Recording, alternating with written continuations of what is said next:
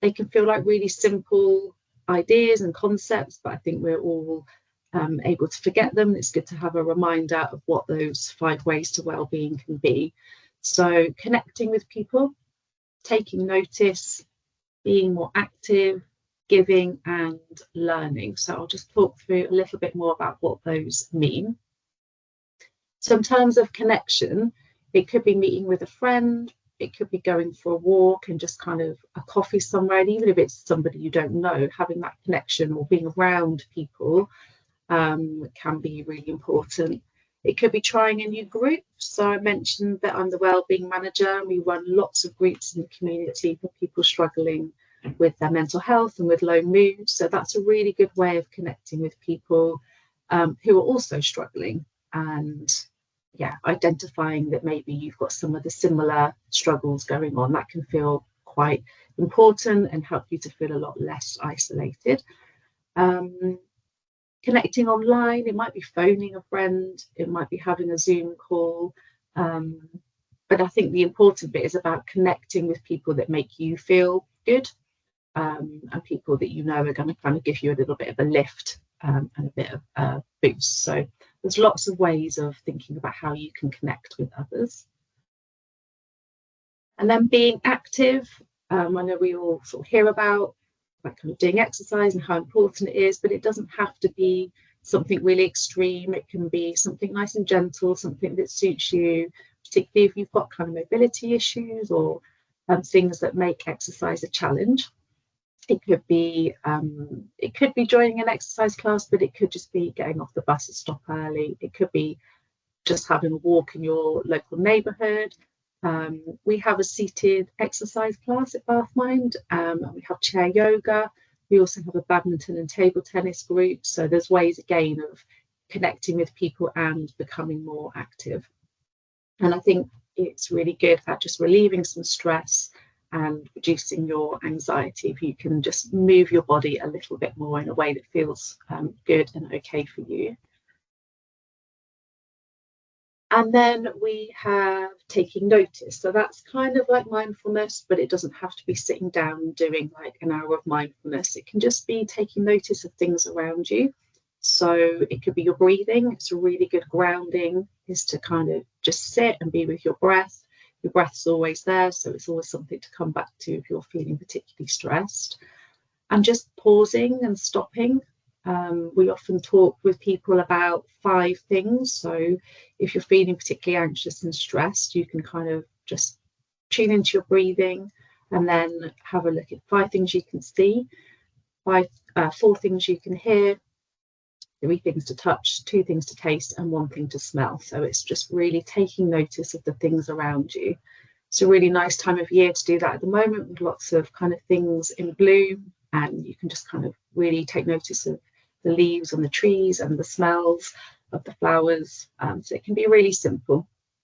You can do a guided meditation, and at the end I've got some kind of signposting and some links that we can share with people. So that's a nice way to kind of calm yourself if you've got a little bit more time as well.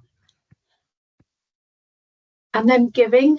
So I think if you are able to give something in your day or even in your week, that can help to kind of boost how you feel as well. It makes us feel good about ourselves. So at one end you might have volunteering, and I've again got some links at the end around sort of how you might go about volunteering, but it doesn't have to be as big as that. We're all busy, and again, if your mood isn't good, then perhaps volunteering might feel like a really big step. But you can take part in random acts of kindness. You could just do something nice for somebody, even walking down the street and smiling at somebody, smiling at a stranger, because other people are probably struggling as well, and putting a brave face on things. So just checking in with somebody and asking how they are just kind of really boosts our sense of well-being. And then learning is really important for kind of taking our focus away from the things that are worrying us, away from kind of the financial burdens and all of those things that are impacting us. It could be learning a new hobby or a new skill, but again, it could be something really simple, like just a new recipe. And it can be a simple recipe, but it just takes your brain away from all the things that are stressful and kind of a little bit more into the moment. There's lots of classes available online and things that you can join, and the college is a really good place as well for courses. And again, there's some information at the end that you can take away there. It could even be learning, I don't know, to crochet, or a skill with your hands, but your brain can only do the learning, it can't also do the thinking. That's kind of lowering your mood and making things very difficult for you. So keeping learning is really important for us all. So it's probably the case that if you're stressed and anxious and your mood isn't good, that sleep is being affected. So there are some kind of tips for getting a better night's sleep. And again, we probably know what they are, and we're possibly not good at following that advice. But even if you can do a couple of the things that might help you get a better night's sleep. So reducing your screen time, thinking about what you're eating before bed, and not having sort of sugar and caffeine and alcohol, making sure your room is cool and dark, but also worry. So if you are really worried and you're overthinking before bed, having a notepad by your bed, just writing down what those kind of worries and anxieties are, and sort of taking them from your mind and putting them on the paper can be really helpful as well. But it's not to be overwhelmed by that list. Maybe just picking one or two of those things from the list that perhaps you don't do, that you could just experiment with and see if that can give you a better night's rest.